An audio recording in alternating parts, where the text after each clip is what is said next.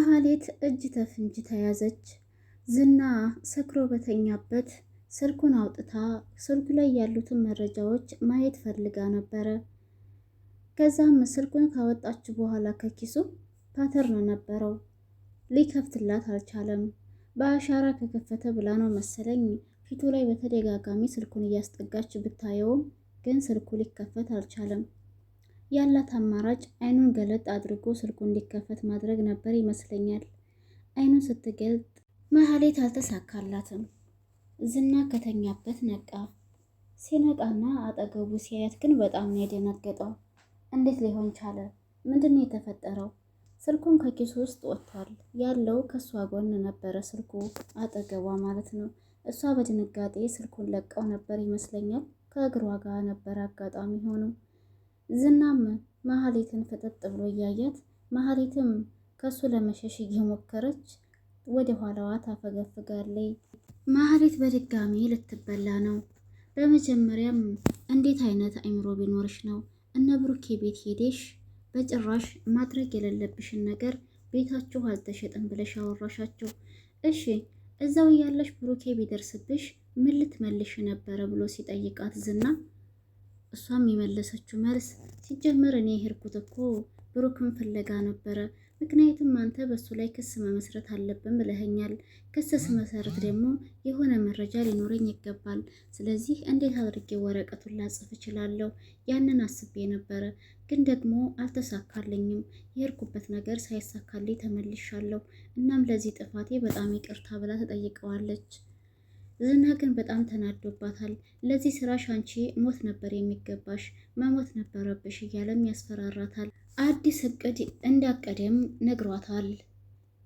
ሉላን በተመለከተ በጣም ከባድ ነገር ሊሰሩ እንዳሰበ፣ እናም እሱ ስልክ ሲደውልላት ነይ በተባለ ሰዓት መምጣት እንዳለባት ማስጠንቀቂያ ይሰጣትና አብረው ሲጠጡ ስለቆዩ የጠጡበትን ሂሳብ ከፍለው ተነስተው ይሄዳሉ። ግን ደግሞ እሱ እንዳለው አልሆነም ነበርና አጋጣሚ ወደ ቤቱ ሳይሄድ ሰክሮ ስለነበረ ማህሌት ከእሱ ጋር ነበር ያደረችው። ያደረችበት ምክንያት ደግሞ እንግዲህ ስልኩ ላይ ያሉትን መረጃዎች ለማጠፋፋት አስባ ይመስለኛል። ግን ደግሞ አልሆነላትም። እሱ ነቅቶባታል። ቅድስትም እንግዲህ ሳታስበው ያልሆነ ነገር በአይኗ አየችና እጅግ በጣም ተረባብሻ ትገኛለች። የብሩኬ ቲሸርት በደም ተለውሶ ከሶፋ መካከል መገኘቱ ግራ ባያጋባትም ግን ምሳሌ እንዳትደነግጥ ብላ እሷን ለማረጋጋት እየሞከረች ነው። ምሳሌም ደግሞ የአባቴ ቲሸርት ነው፣ ለምንድን ነው እዚህ የተጣለው? እንዴት ከሶፋው መካከል ሊገባ ቻለ? እያለች ካሰበች በኋላ በሆነ አጋጣሚ ላይ አንድ ነገር ሀሳብ መጣላት። እሷ ነስሯት እንደነበረ የዛ ጊዜ በአባቷ ቲሸርት በብሩክ እንዴት ተጠረገላት አስታወሰችና ይህንን ነገር ለቅድስት የነገረቻት። ቅድስቴም አዎ ምሳሌዬ፣ በትክክል እኔ ረስቸው ነበረ። ለካ የዛ ሰዓት አንቺ በነሰረሽ ቀን የብሩክን ቲሸርት አምጥተን ነበር የጠራረግንልሽ። እሱ ነው የሚሆነው በቃ ትልና ያንን ቲሸርት ከእጇ ላይ መንጥቃ ወደ ሌላ ቦታ ታስቀምጠዋለች። ምሳሌ ግን ይህ ነገር አሳስቧታል። እረፍት ሊሰጣት አልቻለም። ስለ አባቷ ሁኔታ ማወቅ ትፈልግና ቅድስትን ጠይቃታለች። ቅድስትም ደግሞ ቶሎ እንደማይመጣ ለስራ ብሎ ሩቅ ሀገር እንደሄደ ብሩኬ ትነግራታለች።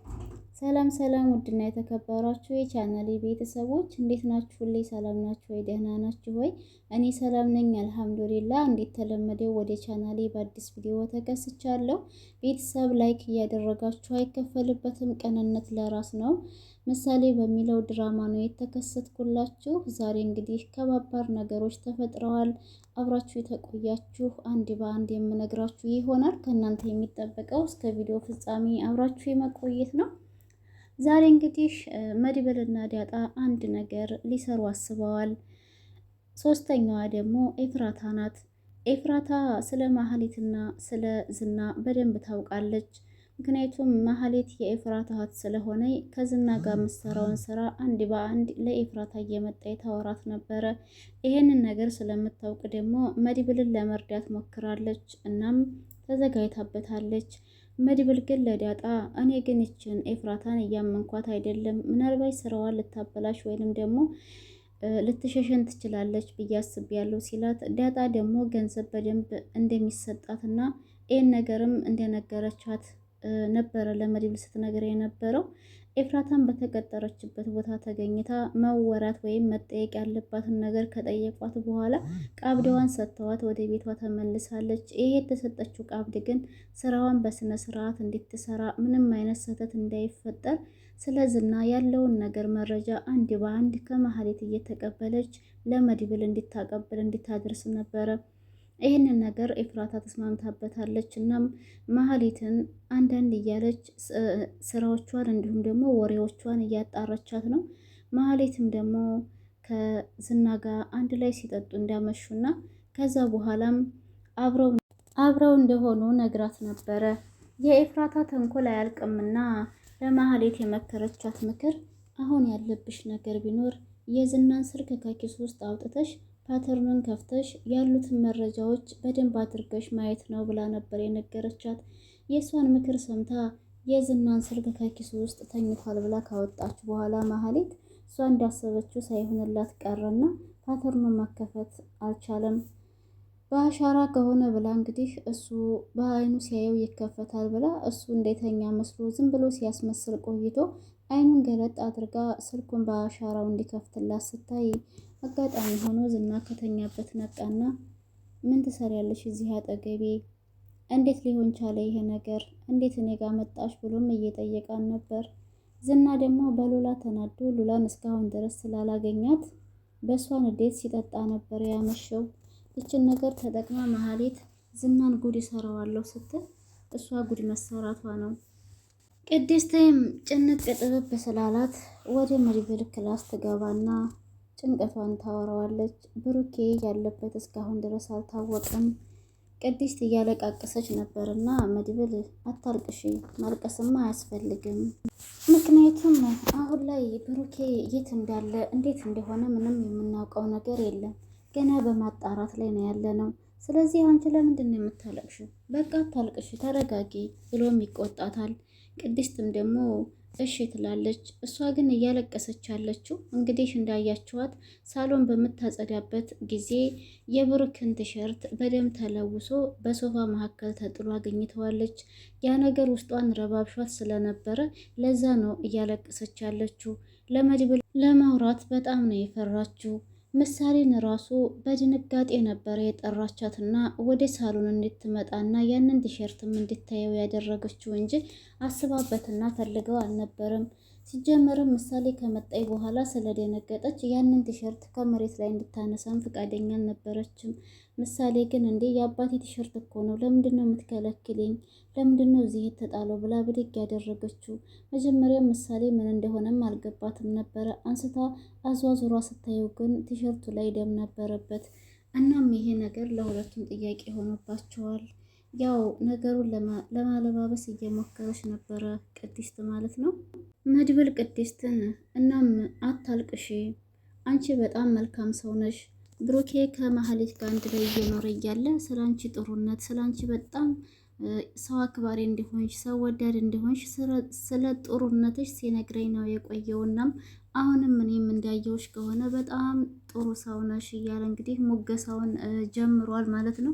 መድብል ምን አስቦ እንደሆነ አላውቅም። ስለ ቅድስት ይሄንን ያክል እያወራላት ያለው የእውነት ብሩኬ በጣም ጥሩ ሴት ናት ስላለው ነው ወይንስ ደግሞ ሌላ ነገር አለ?